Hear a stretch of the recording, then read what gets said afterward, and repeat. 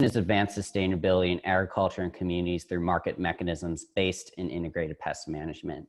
And for the IPM Institute, I manage our Midwest Grows Green Sustainable Landscaping Initiative, whose mission is to accomplish large-scale lawn and land care behavior change by sharing pesticide reduction information at 3 critical spaces where lawns and landscapes influence our lives. First, at our parks, where children, pets, and wildlife live, learn, and play. We're coming up with demonstration sites for natural lawn care and sustainable landscaping through our pesticide-free parks program. Second, at our retailer stores, where we make most of our lawn care decisions, our point of purchase program is helping retailers like hardware stores eco-label their natural pesticides and their organic fertilizers. And then finally, at our homes, where we live alongside lawns, our community engagement program is sharing pesticide reduction information many times and in many different ways to inspire action. And so it's a very comprehensive program, and why it's so comprehensive is because turfgrass is in fact our nation's largest irrigated crop. It covers more than 40 million acres in our country, which is more than triple the amount of acreage as devoted to irrigated corn. And as you can imagine, we use a lot of pesticides, fertilizers, and water to maintain these 40 million acres. Looking at pesticides alone, the US lawn and garden sector applies nearly 90 million pounds of this product each year. The EPA found that 82% of urban homeowners will apply pesticides on their lawns, and the National Wildlife Federation did a study that found that the average urban homeowner will apply up to 3 to 10 times more pesticides per acre on their lawns than what farmers will use on their crops. I just want to take some time to clarify by what I mean by pesticides today.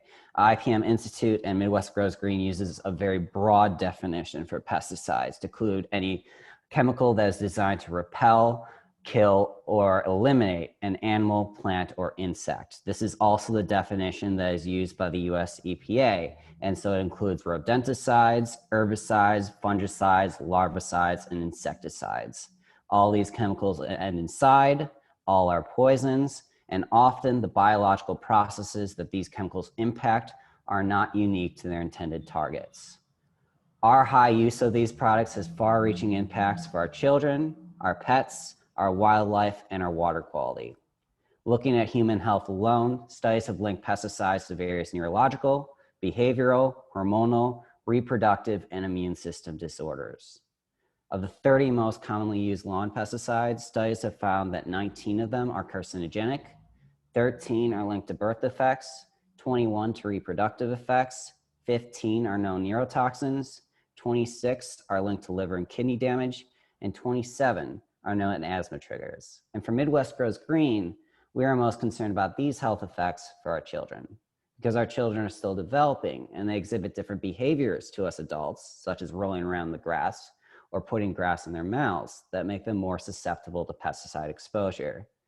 Case in point, the rise in asthma over the past 20 years or so. Between the years of 2002 and 2010, asthma rates in children increased by 6 to 15% each year.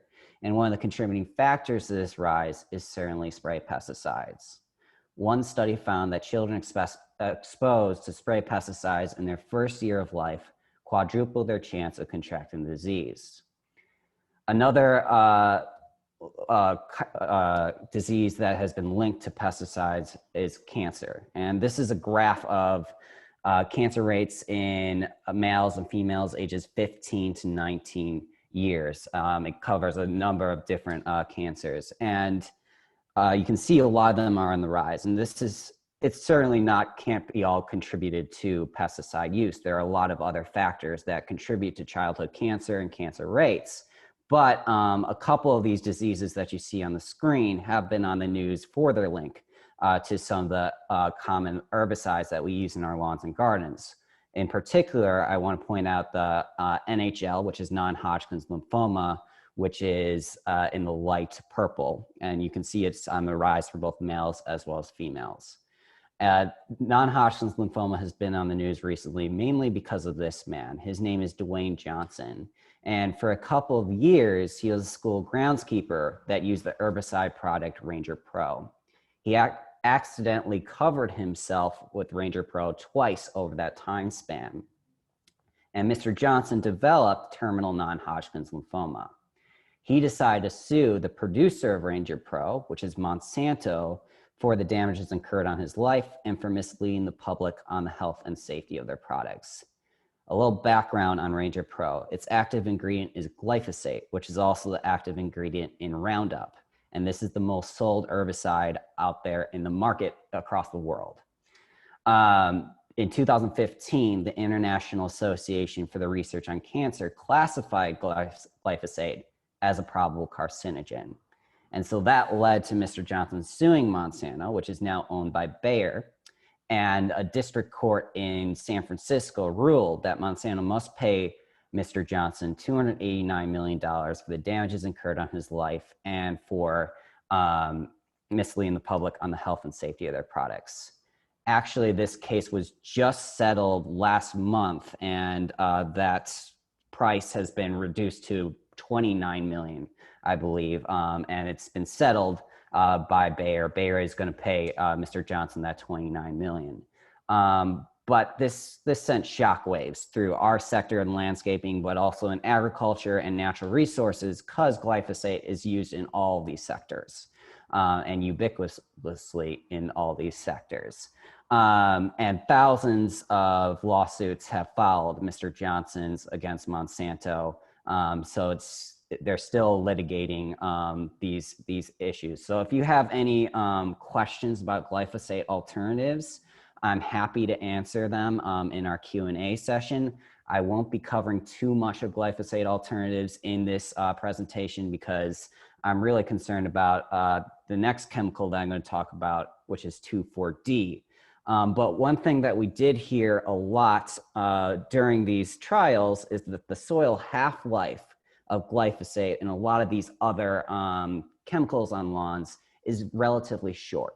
So the risk of children being exposed to these products is also very low. But as this graph will show you, that's not exactly the case. It's a little bit hard to read, so I'm going to walk everyone through. But this is a study of 2,4-D presence inside a house pre and post application. 2,4-D is the active ingredient in Scott's Turf Builder Weed and Feed, which is the most sold lawn care product out there on the market. It's also the active ingredient in a lot of what we call selective herbicides that control for broadleaf weeds such as dandelions and clover. So it's being applied outside, and this study wants to see if the 2,4-D is getting inside our homes. So on the different rows are different homes: home A, home B, home C. On the x-axis are the different rooms within those homes: the entryway, the kitchen, the living room. And then there's 3 different types of bar graphs that you'll see. First, white, which is 2,4-D presence inside a home pre-application. So what they do is they vacuum up dust particles and they identify 2,4-D molecules within those dust particles. Post-application is the black columns, and that's using a vacuum. So that's about 24 hours after the application of the 2,4-D product. And then finally, we have those striped columns, which is also 2,4-D presence inside a house post-application, but they're using wipes on counters to get that number. So what you see on this graph, or what you should see, is a lot of black columns. The next most frequent are those striped columns, and then you don't see a lot of those white columns. So what this is telling us is even though these products are being applied outside our homes, somehow, some way, they're getting inside our homes. And there are a lot of ways that they can get inside our homes. You could leave the window open. You could track it on your shoes, or your pet could bring it in on his fur. And once it gets inside our homes, theoretically, the half-life of this product increases because you don't have that sunlight or that soil microbiology to break it down. And so that can increase the risk of children as well as pets being exposed to this product. So speaking about pets, pets are very vulnerable to lawn care chemicals, specifically dogs. They're small in size, just like children, and they exhibit even more risky behaviors, such as rolling around the grass, sniffing the grass, digging in the dirt, and then licking their paws. And in fact, studies have found that dogs exposed to herbicide-treated lawns double their chance of contracting canine lymphoma And in certain breeds, their chance of contracting bladder cancer increases by 4 to 7 times. Now, if these chemicals are going to be harmful to our dogs, they're also bound to be harmful to our wildlife. And going back to that research of the 30 most commonly used lawn care herbicides or pesticides, of those 30, 16 of them are harmful to birds, 24 are harmful to fish and other aquatic life, and 11 are deadly to our most important pollinator species, the bees. And I want to cover the bees a little bit more because you probably heard that we have a global decline in pollinators. And one of the causes of that is a certain class of insecticides called neonicotinoids. Thousands of studies have found that neonicotinoids are neurotoxic to bees, even at very small concentrations. And this is a problem because neonics are a systemic insecticide, which means it's brought up from the roots of the plant and then stays in the plant tissue for an extended period of time. And how bees are exposed is they're exposed through the flowers while they're pollinating. And even if they're not exposed to enough to kill them, their mobility is still kind of decreased and their survivability over the time has also decreased. And we just don't want to add any more stressors to bees that already are dealing with habitat loss and other issues of varroa mite. So Midwest Grows Green recommends avoiding neonicotinoids at all costs. In your garden centers, the most common used neonic is called imidacloprid. It's an active ingredient in a lot of grub control as well as rose control products and everything like that.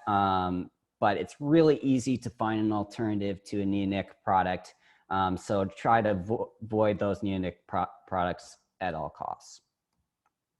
Final effect I'll talk about today is water quality. The United States Geological Survey found pesticides in all rivers, lakes, and streams that they tested, and up to 1/3 of the underground aquifers that they tested. When you think about the rise in urbanization, this shouldn't be all too surprising though, right? Because we're having more of these impervious surfaces that is facilitating the transfer of pesticides from our lawns into our waterways and bypassing the natural filtration services that Mother Earth provides. But this isn't just a problem for pesticides, it's also a problem for the fertilizers that we're applying onto our lawns and gardens. You might have seen aerials of the large dead zone that is in the Gulf of Mexico. And that dead zone is a result of runoff from fertilizers, sediment, and nutrients into the Mississippi River. So fertilizers, a lot of fertilizers that we use in the lawns has phosphorus, and phosphorus is a limiting nutrient for algae. And so when algae come in contact with phosphorus, they start to bloom. And eventually that algae has to die. When it dies, it has microorganisms in the water that start decomposing it, and it needs oxygen to do that decomposition process. And so it starts taking out oxygen from our waterways. It makes it very hard to live for fish and other aquatic life.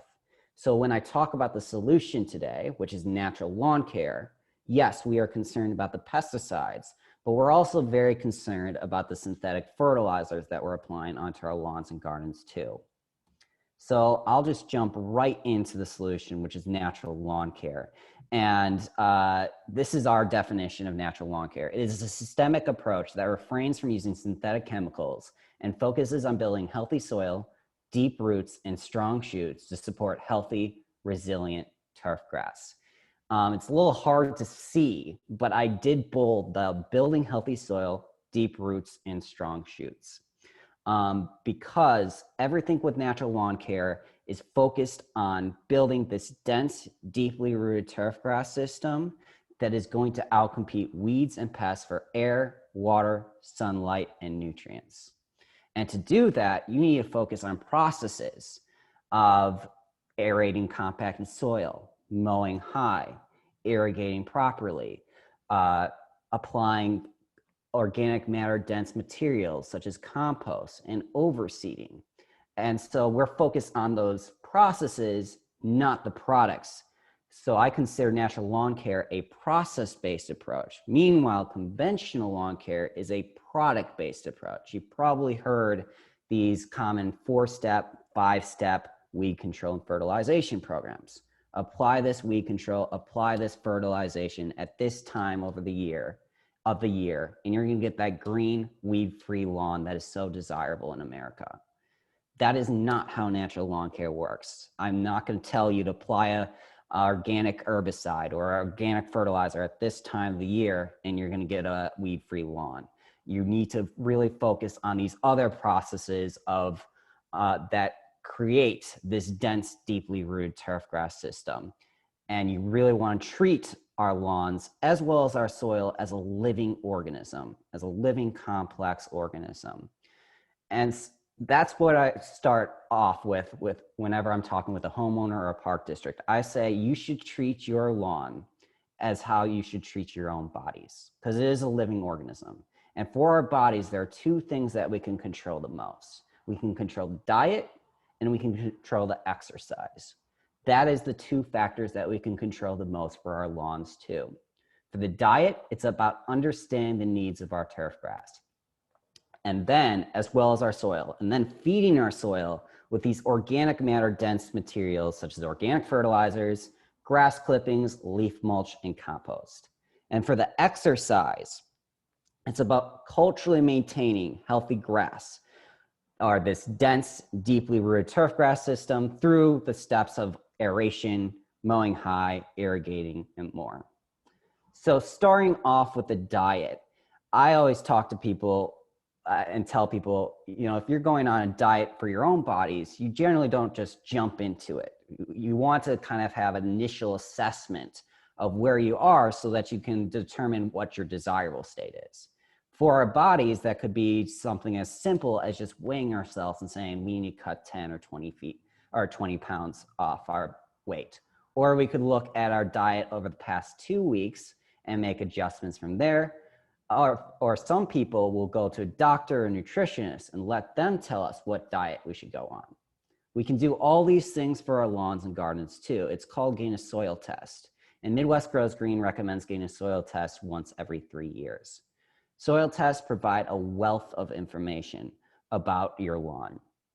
It'll look at the nutrients like nitrogen, phosphorus, potassium, the big 3 primary macronutrients, but it'll also look at some of the other secondary macronutrients or the micronutrients like calcium and magnesium. It'll tell you the pH levels. Is it too acidic? Is it too basic? And based on the pH, that tells you the nutrient availability to your grass roots. Then I'll look at organic matter, which I'll cover extensively coming up. So I'll delay that. And then finally, it might look at the texture of your soil. Is it too sandy? Is it too clay? Or does it have too much silt? And once you get all those metrics, the soil test provider will often supply a recommendation for how to treat your lawn or garden. And when you get that recommendation, it's important to know that there are 16 essential nutrients for healthy plant life and healthy soil life. Synthetic fertilizers often only focus on the first 3, the nitrogen, the phosphorus, and the potassium. Those are the primary macronutrients, but there are other nutrients out there that we need to focus on, like calcium and magnesium. And so organic fertilizers tend to provide more of those nutrients, and they also release those nutrients over an extended period of time so that they stay in your soil longer. I also wanted to clarify the difference between how organic fertilizers work and synthetic fertilizers work. Remember, we're dealing with a living organism in the soil as well as the turf grass, this ecosystem. And so what synthetic fertilizers do is they release their nutrients straight to the plants. So it goes straight to the roots and doesn't go to the rest of the organism. Organic fertilizers, they need the microbiology to break down, or just the biology to break down. So earthworms, bacteria, everything like that breaks down these organic fertilizers and spread their nutrients across the entire living soil organism as opposed to just the very top layer. So that's the difference of how organic fertilizers work compared to synthetic. On our website, midwestgrowsgreen.org, I'll have a link later on. We have this products for your natural lawn fact sheet. And it covers many of the popular organic fertilizers, what nutrients they provide to your soil, how to apply it, when to apply it. Here's a visualization on a new website that we've come up with, lawnandland.org, of those products. We came up with this website in January of last year, and it's just a visualization of these, looking at the nutrients that they generally provide, as well as when to apply these fertilizers, and also looks at burn risk. Alfalfa meal and blood meal release their nutrients faster than the other organic products, so it could risk burning your turf, but still the risk of burning your turf is significantly less for organic fertilizers as compared to synthetic fertilizers. So it's a really good visualization if you want to look more into some of these organic fertilizer alternatives to synthetic fertilizers that you might be using in the future. I do want to stress that for both organic as well as synthetic fertilizers, they tend to focus solely on the nutrients, which is good. I mean, we need good soil fertility for our turf grass. But remember, soil has more than just nutrients. It has structure. And for the structure of our soil, we want a sponge-like soil. Sponge-like in that it retains air, water, and nutrients, but at the same time, it lets those air, water, nutrients go, or get in and out of that soil profile, so that we don't have any flooding issues or anything like that. And to obtain that sponge-like structure, we need to add organic matter dense materials of grass clippings, leaf mulch, and finally, I'm going to talk about extensively compost. Compost, if you can get your hands on high quality compost, that'll work wonders for your lawn or garden. I have a couple of slides that were actually created by Benjamin Crumstock from the Illinois Food Scrap Coalition for one of our presentations. I thought they were really great at explaining all the benefits for compost. I want to thank him for coming up with these slides. But he presented and he talked about how compost can reduce your flooding, it can reduce your watering, your fertilizer, and your pesticide use. But what really popped out to me is all the benefits that compost offers to what we call in the landscaping sector the soil microbiome. And if you're unfamiliar with the soil microbiome, the microbiome is a collection of billions of microorganisms such as archaea, bacteria, nematodes, and invertebrates. And they all work together to suppress plant pathogens, cycle nutrients, and break down organic material. And this soil microbiome offers so much untapped potential for our lawns and our gardens. And to prove that to you, I'm going to try to show this video. Hopefully everyone can get the audio.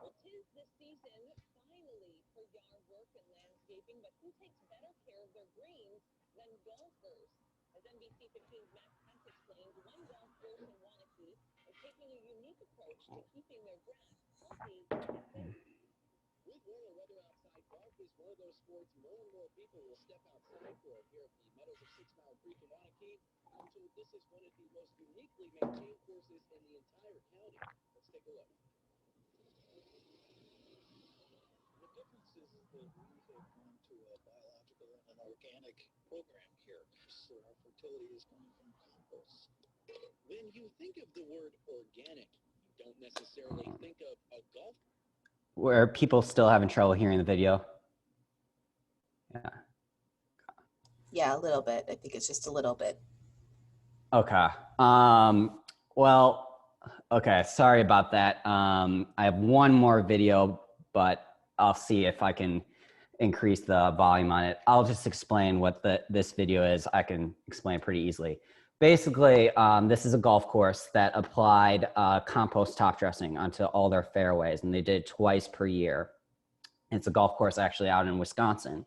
And after 3 years of this compost top dressing, they basically eliminated their synthetic fertilizer use, and then they reduced their synthetic pesticide use by 95%.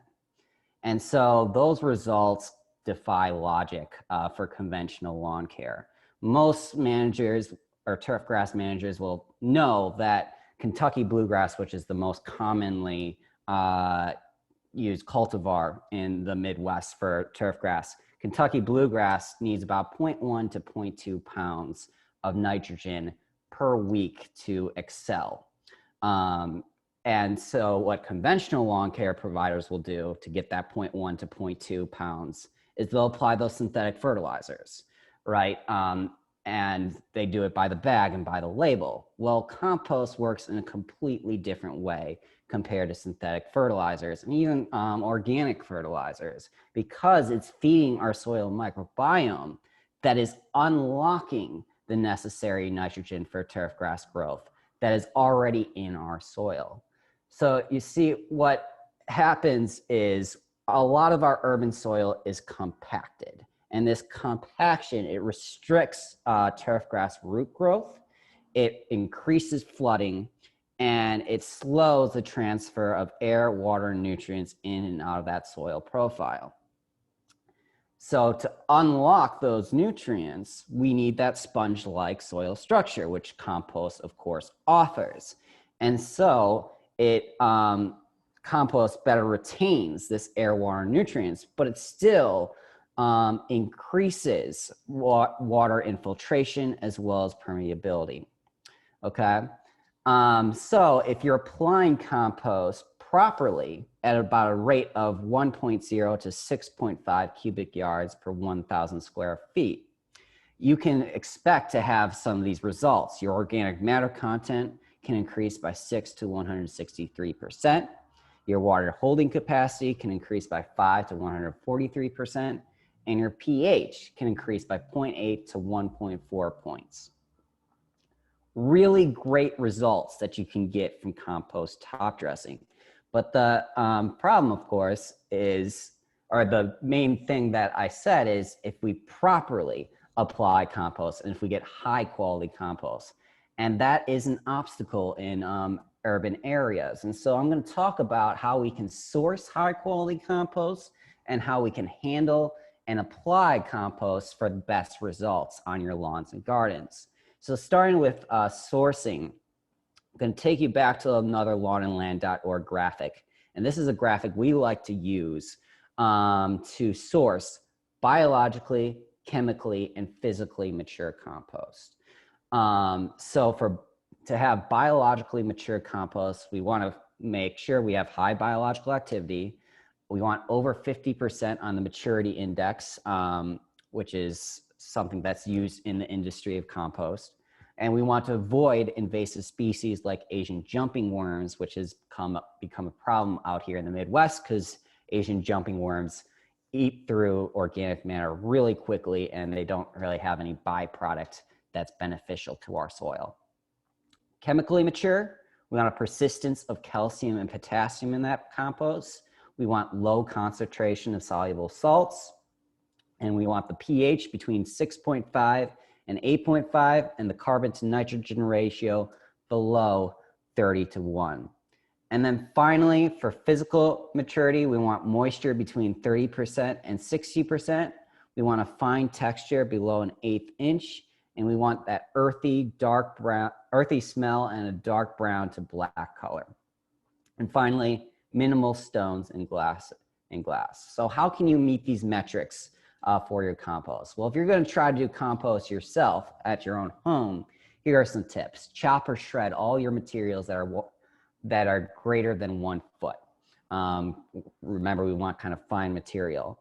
We want to balance our greens, which is fruits and vegetables, from our browns, which tends to be like lawn material, like leaves as well as sticks. We want to cover the compost to protect it from excess moisture. And we want to turn that compost pile every 10 to 14 days with a pitchfork to aerate it. And you want to keep monitoring the temperature of your compost pile. You want the temperature to be between 104 and 150 degrees Fahrenheit. I'm going to try to get this video. Let me know if you can't hear it. If not, I'll just try to explain. But this is how you can source compost from a hardware store or anything like that if you're not creating your own compost. So let's see if it works right now. Oh, sorry.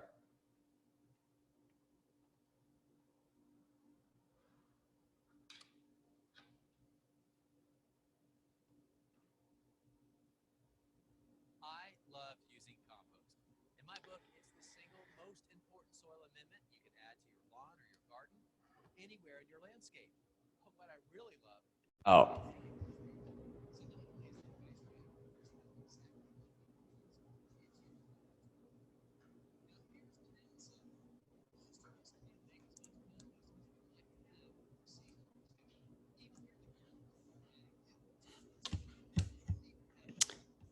Okay. I can try one. Sorry. Okay. I tried to do my MacBook Pro microphone, but it didn't work. Okay. Sorry about that. So what he's talking about for this is basically it's the U.S. Composting Council has a certification program. It's called STA. I forgot the exact abbreviation, but Standards for Testing Assurance is what he's talking about. And basically, they monitor. It's a voluntary system for compost developers to pay into, and this seal basically monitors for different metrics that I just talked about: the carbon to nitrogen ratio, the nutrients that are in this compost, as well as some other factors. And you can get that information from the US composting website, and often they can also include it on the label. And so you want to make sure that if you're going to get certified, if you're going to get compost from a hardware store, you want to check out that STA labeling, and it gives you a lot of great information about your compost. I'm sorry we couldn't hear the video. I apologize for that. But the U.S. Composting Council has a lot of great resources. I think they're incredible at talking about compost sourcing as well as making compost yourself. So I really advise you to look at the U.S. Composting website as well as the Illinois Food Scrap Coalition website. I think they do a great job as well. But I'll just cover how to actually handle and apply compost for gardens as well as for lawns. For gardens, this is assuming you have a bare bed. You don't have anything in your garden bed right now. You want to spread about a 1/2 inch to a 3 inch in depth of compost over that top of your garden, and then you want to fork or shovel it in and incorporate it into the top 4 inches of your soil. You want to do the same thing in fall, but what you're going to hear a lot from me is the most important time for spring lawn care or garden care is actually fall lawn care. So what you can do in the late fall is you can actually condition your soil really well for the next spring by forking in compost about 12 inches to 18 inches deep. So that would be for that. And then if you already have plants that are out there, out on your garden bed, compost can act as a great mulch as well for those plants, and you can just apply it around your plants on your gardens. The other thing to consider is compost handling for lawns, and for lawns it's a little bit different because we already have that established turf grass, right? So we want to top dress our grass with about a 1/4 inch in depth of compost top dressing, and then we want to run an aerator over that compost to incorporate it into the soil. And I'll talk about aeration a little bit later on too. I'll elaborate on aeration. Fall, do the same thing. And once again, the best time for spring lawn care is fall lawn care for compost. All right, I've covered compost extensively, talked about organic fertilization. You're on the natural lawn care diet, and your lawn still looks like this: a lot of dandelions, everything like that. Can you use an herbicide now? And the answer is no, because every diet is best accommodated with exercise, right? And we have not done the fitness schedule for your lawns or gardens yet. And whenever I talk about lawn fitness, I love bringing up this graphic. It's called a read your weeds graph or table. And on the left column are popular weeds in the lawns, such as clover, crabgrass, and dandelions.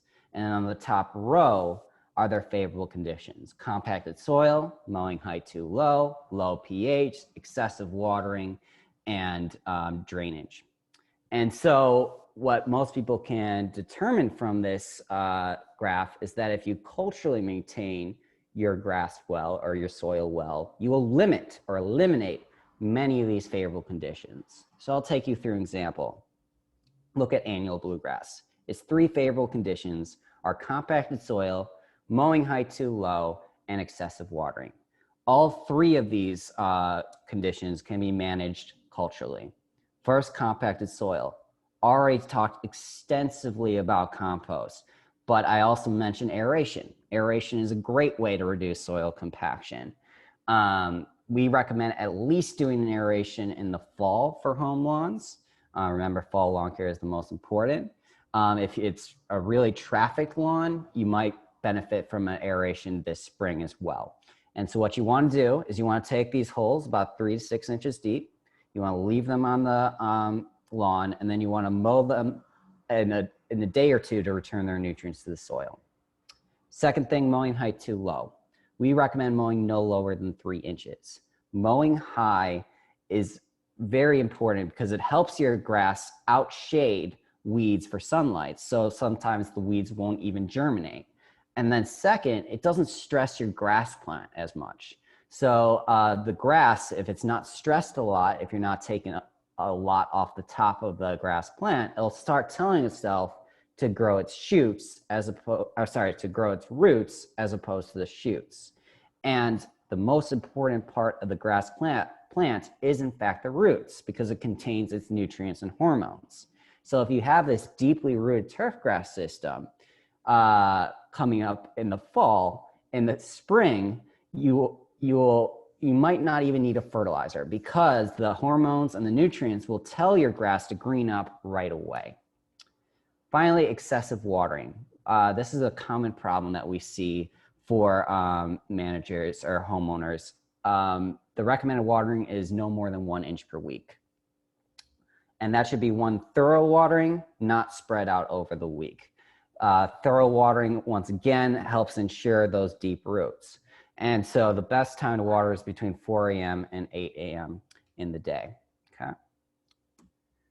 All right, here's what the lawn care diet and exercise schedule looks like this spring.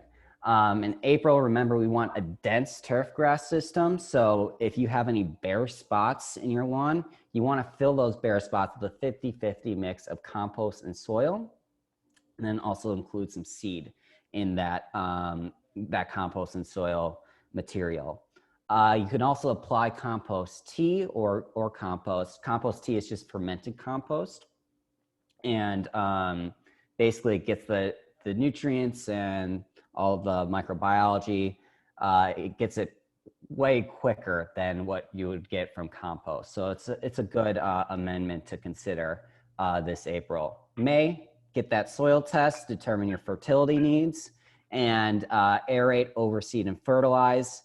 If you already have a dense grass stand, you might not need to do that aeration, that overseed, or that fertilization. June, irrigate as needed. Recycle your grass clippings. That's a very important step, and apply compost tea.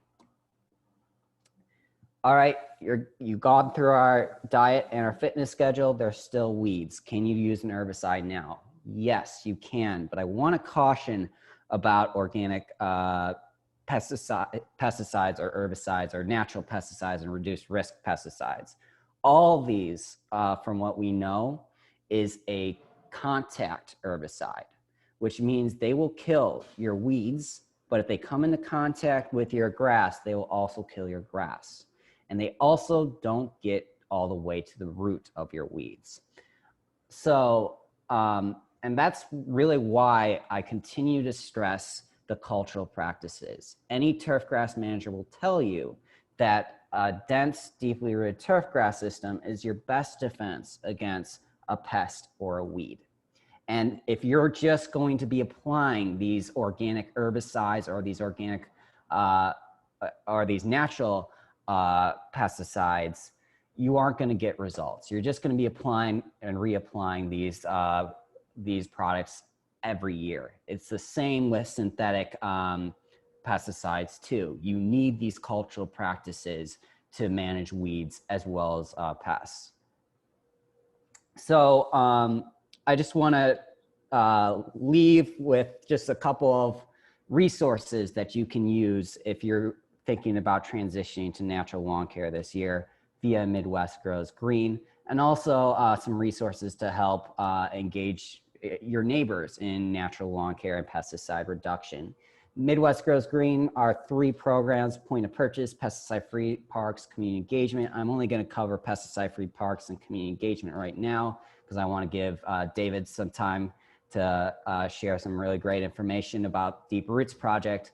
But pesticide-free parks, I do really want to mention because we're doing a lot of work actually out in the River Forest community. River Forest does not use any herbicides from my knowledge. They do use some grub control on some of their sports fields, but on an IPM basis, spot spray basis, if they have any grub problems. And we're working with them frequently in our pesticide-free parks program. We have signage at Constitution Park. And actually this year we've had an expanded role in giving them some technical assistance for their management of Keystone East Park. So we did soil tests there, and we provide them with a 3-year natural lawn care management plan. We're going to come up with signage for that park. We're going to do press releases, and we're going to be doing a number of other community engagement events at Keystone East Park. So please keep track of that. That's some really exciting work that's going to be starting this spring at Keystone East Park. And then finally, if you need some tips for natural lawn care month by month, we have a pledge, an actionable pledge to reduce or eliminate your synthetic pesticide and fertilizer use that you can take at bit.ly/MGG in caps and then PLDG in uncaps. It's free to take, and it's just a monthly newsletter that tells you what you should be doing right now for your lawns. I'll give you some tips on certain issues like dandelion management or compost, and it'll tell you if there's any new pesticide-free parks or point of purchase retailers. I already mentioned lawnandland.org. If you want to step up to sports and recreational field management, we have a lot of great resources, those graphics, but also recordings of interviews with more than 20 different managers across the Midwest who have eliminated or significantly reduced their synthetic pesticide and fertilizer use. And so there's a lot of great free tools that you can get at lawnandland.org. And you should definitely share with your local park district, school district, or municipality. Here are some of the links: midwestgrowsgreen.org. We have many more toolkits and fact sheets at our resources page at bit.ly/MGG, and then resources in uncaps. Lawnandland.org. 2 more things to mention. We have a generic IPM policy template as well as a natural lawn care work plan template that you can download for just a donation of $25 at bit.ly/MGG donation. And I'll just send you directly those 2 templates for sports and recreational fields. And our natural lawn care technical assistance program that I mentioned is helping River Forests at bit.ly/MGG in caps assistance and uncaps. We are actually having an open application to help 3 new communities transition their fields away from synthetic pesticides and fertilizers. So it's a really comprehensive program that we're really excited to share, and for free. It's a can't miss opportunity, really. And I just want to mention International Compost Awareness Week. Thanks to the Illinois Food Scrap Coalition, they're hosting a series of 5 webinars about compost, how to create compost, as well as source compost and apply compost. So 5 hour-long lunch and learn sessions that I highly recommend attending. And finally, If you have any questions about compost, about natural lawn care, Midwest Grows Green, lawnland.org, my email, my number is available, randerson@ipminstitute.org, 773-878-8245. Thanks for your time. And David, looking forward to your presentation. Wonderful. Welcome, everyone. I'm really happy to be here with you today, and I applaud you for investing some of your time to learn about natural lawn care, and really want to thank Ryan for sharing this wealth of information and unpacking this very involved topic. I bet most people did not have any idea how much is involved to try and take care of your lawns naturally, and all of the downstream effects of not using natural products in your lawn care. My name is David Murphy, and I'm the director of the Deep Roots Project, which is an Oak Park-based nonprofit. We are dedicated to teaching people how to grow their own food, and we supply certain types of compost, soil, leaf mulch. We also make our own raised garden beds, and we do, of course, promote natural lawn care. Specifically, I work with the River Forest Sustainability Commission. The last 3 years, we've planted about 55 native gardens in the parkways all across River Forest. And that's been a wonderful project that I've been really, really happy to be part of. And we're looking forward to another year of planting native plants that support pollinators in the parkways around town. So Ryan did such a wonderful job of explaining some of the science and the application issues around natural lawn care. I thought maybe I would approach the topic from a different angle. So I grew up out in the Lamont area on about 3.5 acres of wood and lawn. And in my youth, I spent many, many hours taking care of our grass. And you know, back then, I remember we used to say better living through chemistry, right? We all believed in that a lot.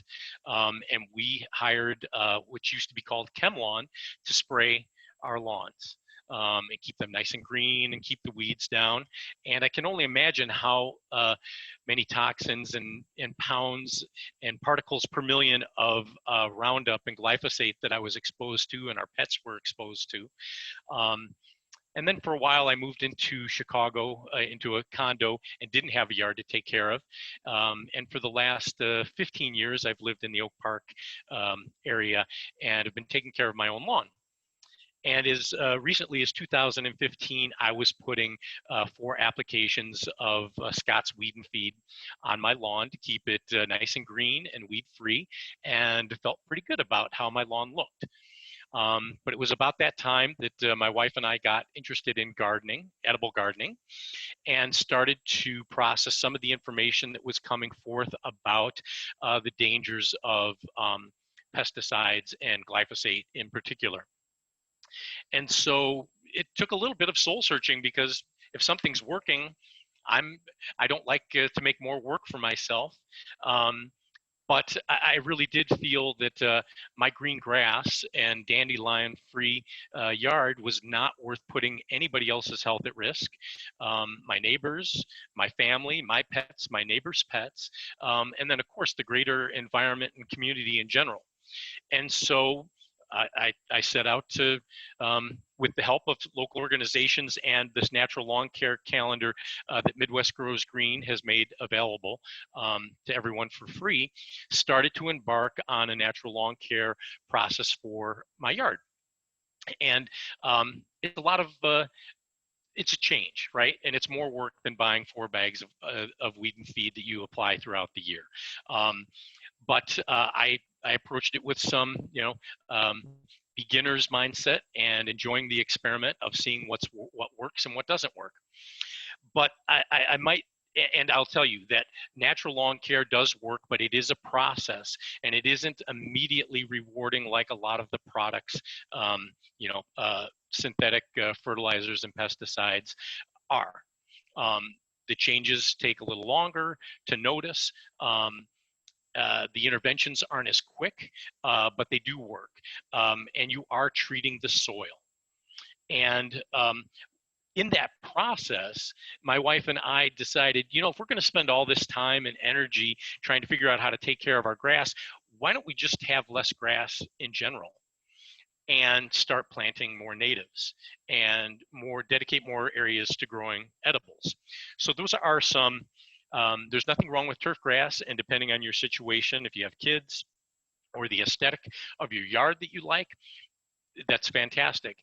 But there is something to be said for planting natives and enjoying edibles, which are really no more work than taking care of your yard naturally.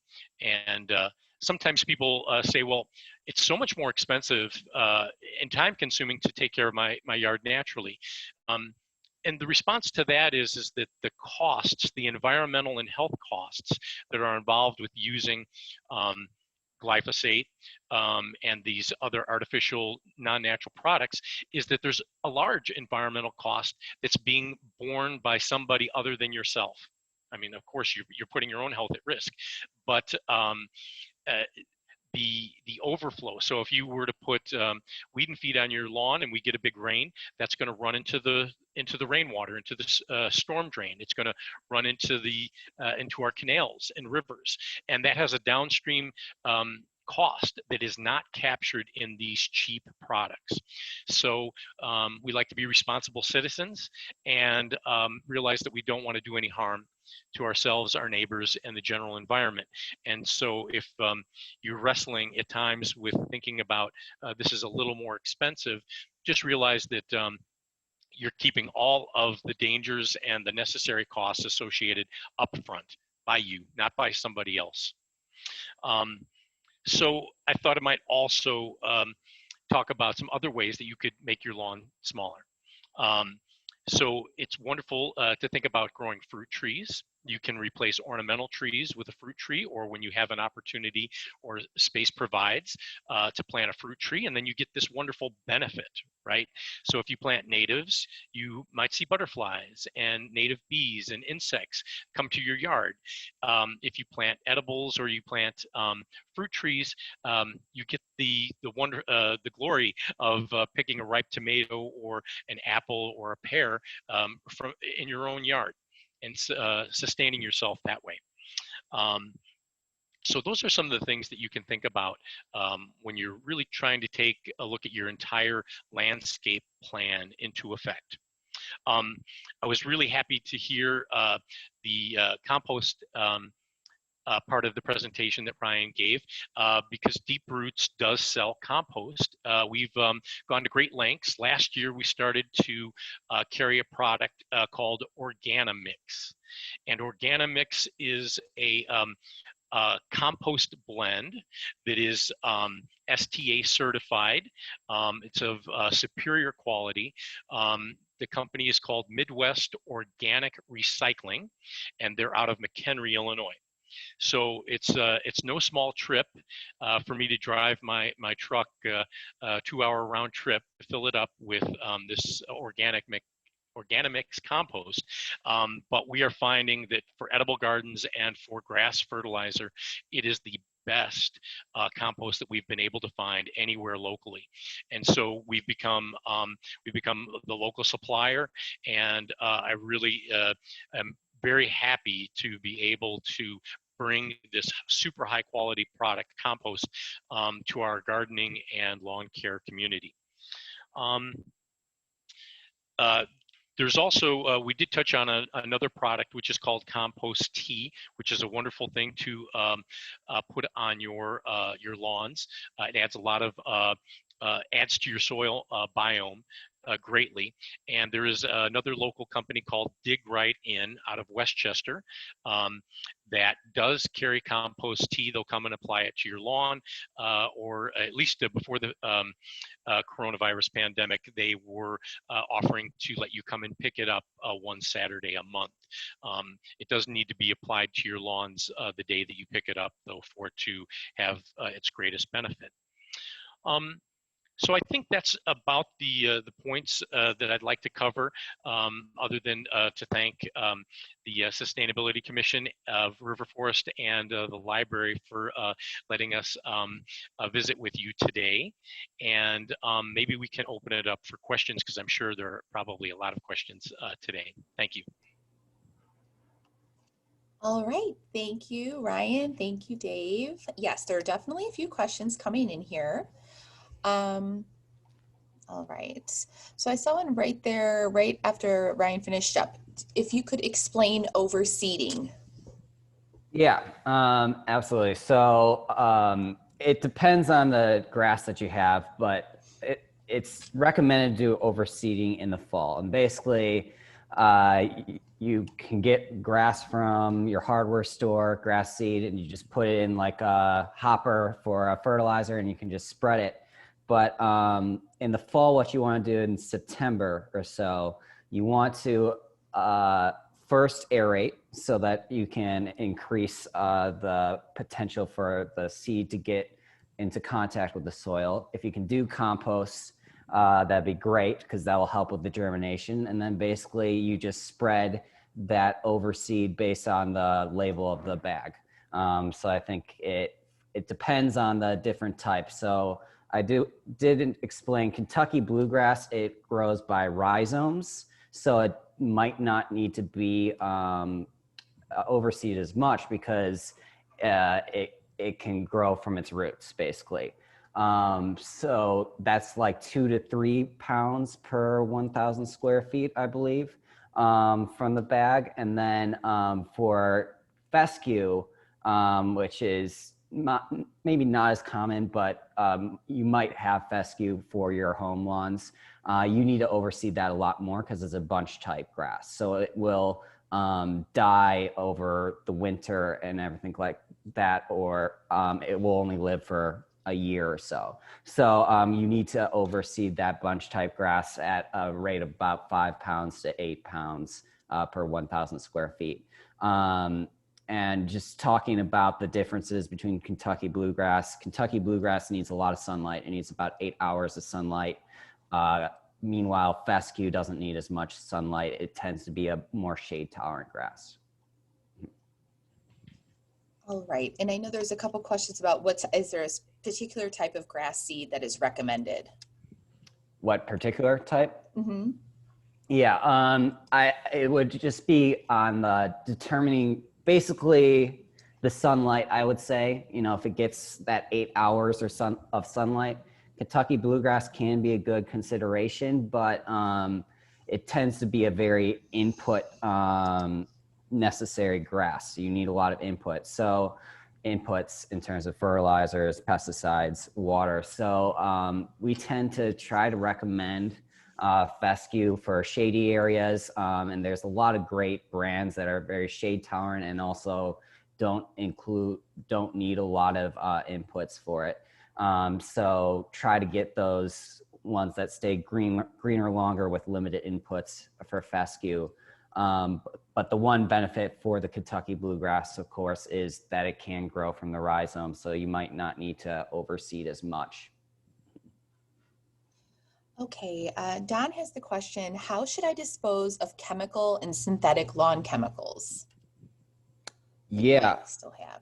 Mm-hmm. So the state is required to have drop-off locations, I think at least in every county, maybe even more frequent. So that is how you should dispose. You can go to the Illinois Department of Health or the Illinois Environmental Protection Agency, and they will share information of where that disposal center is. And you know, Carrie from, I believe she's from the Sustainability Commission, sent in a few questions that she's gotten from people that wanted to come. Should grass be cut every week? And should you leave your grass clippings on your lawn? Mm-hmm. Yeah, it depends, I would say, on the grow. So our rule for grass is you don't want to take more than a 1/3 inch off the top of your grass. So, sorry, a third of the grass plant, of the grass shoot. So you know, if you're able to tolerate a taller grass, like 4 inches or so, you know, you can get pretty high up, you know, 5 inches before you're taking up that 3rd inch. So you could theoretically only need to mow once every other week if you're tolerating a height of about 4 inches or so.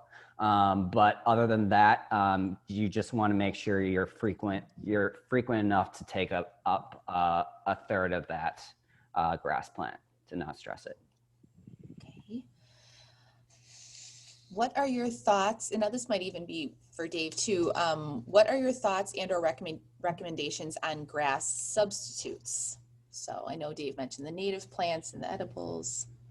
Yeah, and I'd also typed in, there are some beautiful ground covers if you have the right sun and moisture conditions. Creeping thyme has this lovely purple maroonish leaves that you don't really have to grow at all, and it does spread. So you buy some starter plants and you spread them out, and if you're lucky enough and don't trample them when they're young, they can actually cover a whole area, which is great. I like to use a couple of resources. One is called highcountrygardens.com. It's a catalog and an online retailer that has a lot of alternatives to grass. So they have ground covers, they have fescue grasses, they have native plants and flowers. And they do a really nice job of explaining in what zones the products will work, meaning the temperate zone. So we're like in a 5, we're considered 5. And what sunlight conditions and moisture conditions, so that you're not buying a product that's not going to work for your area. Unfortunately, areas that get a lot of shade, it's very hard to grow anything in. And we're blessed with all these beautiful big trees with a big leaf cover here in our area, and so that does create some difficult conditions. So again, in those areas, maybe choosing a different type, like a leaf mulch, which is a very natural product that can provide a home to some native insects and things like that. And it does break down very quickly, unlike the hardwood mulches that look nice for a longer period of time, but they really don't add any value to the soil. Leaf mulch does break down and does add some nutrients to the soil, and it does create a nice home for beneficial insects. Yeah, just to add on to that, that is one thing that we commonly say, you know, if you can replace your turf with native plants, you definitely should consider that, because it's far less inputs than turf. And if you're in like these really shady areas, turf grass is just not going to grow there. And so native plant is the best option.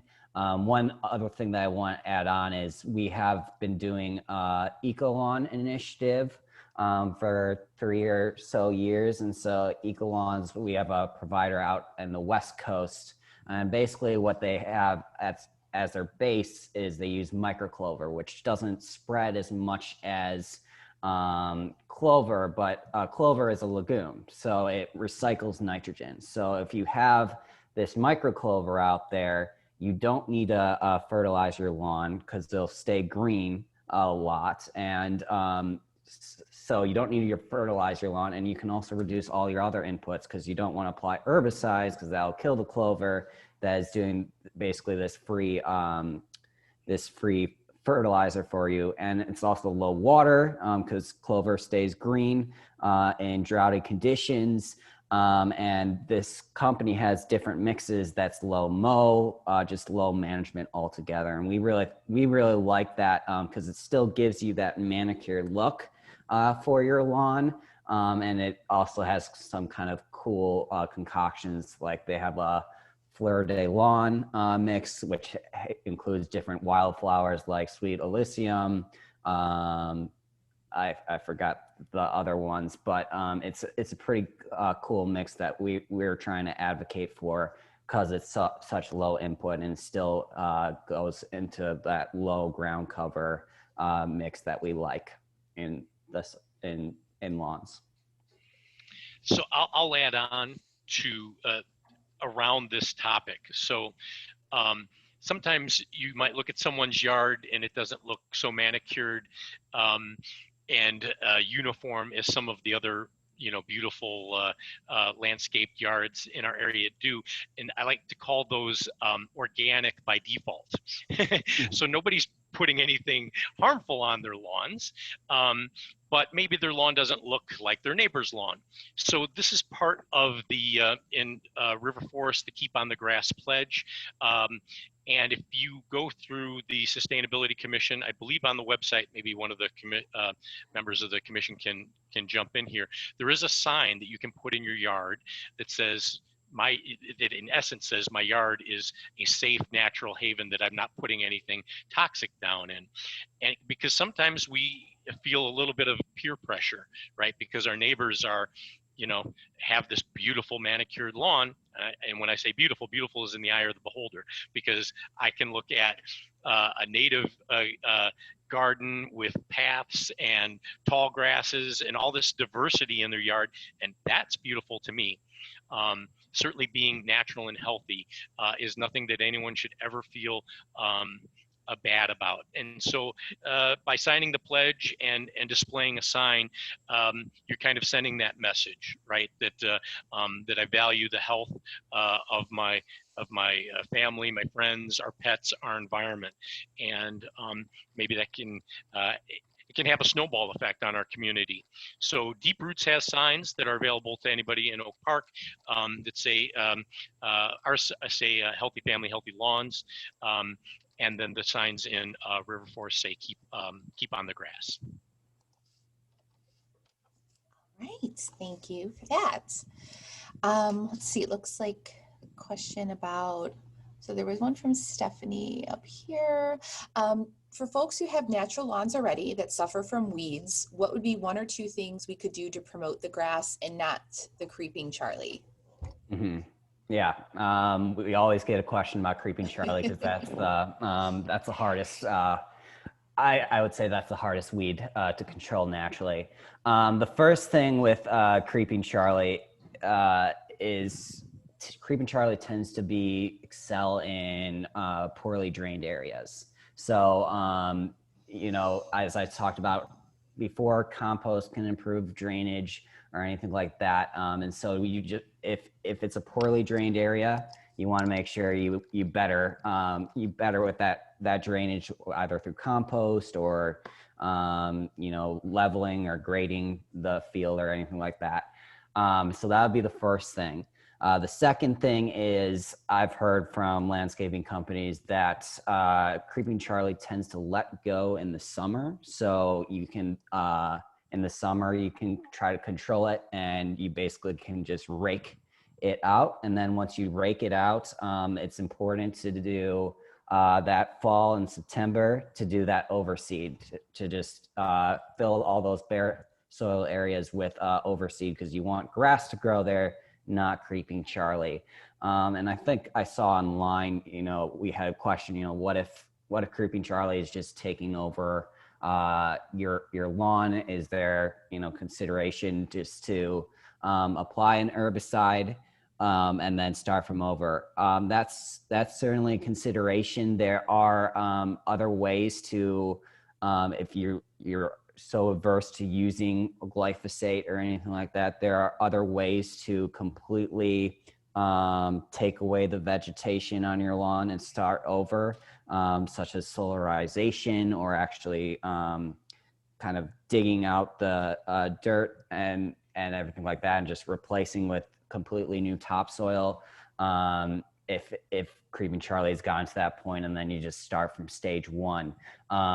So that is a consideration if creeping Charlie has gotten that bad, because you probably can't pull all the creeping Charlie out.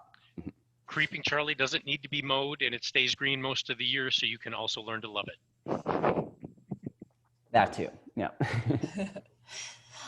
There's a question about compost from C. Edward. For those of us who do the River Forest compost program, is there a way to find out the composition of the compost that we reap from the program? Would it be appropriate for our lawns? Yeah, so does the for the river forest compost, is that the village that is doing the composts? So it's Roy Strom does take the material and provides the compost. It'd be wonderful if we could get a report. The question gets asked to me at the Deep Roots Project often. Typically, and maybe I'm coming at this more from the edible gardening side, is that I say that usually the compost program compost I would put on my lawn, but I wouldn't put in my garden, just because I'm not eating my lawn. But knowing that it's going to be effective is important too if you're going to go through the trouble of spreading it on your lawns. But some compost is better than no compost, almost, no matter, unless it's got the worms in it, I would say, Ryan. And so, because it's very hard to make enough compost, even if you've got a big family, to cover a typical lawn, especially in River Forest or even Oak Park. But if you are looking for compost, Deep Roots has the Organimix, and we do deliver. Yeah, absolutely. And I think the Organimix has, I think they have SDA certified, if I'm not correct. So you can get that information about the compost from them. We're going to be putting, we're doing our own independent testing, and we'll be putting that up on our website, hopefully in the next couple of weeks. All right. Well, I think we got to all of the questions.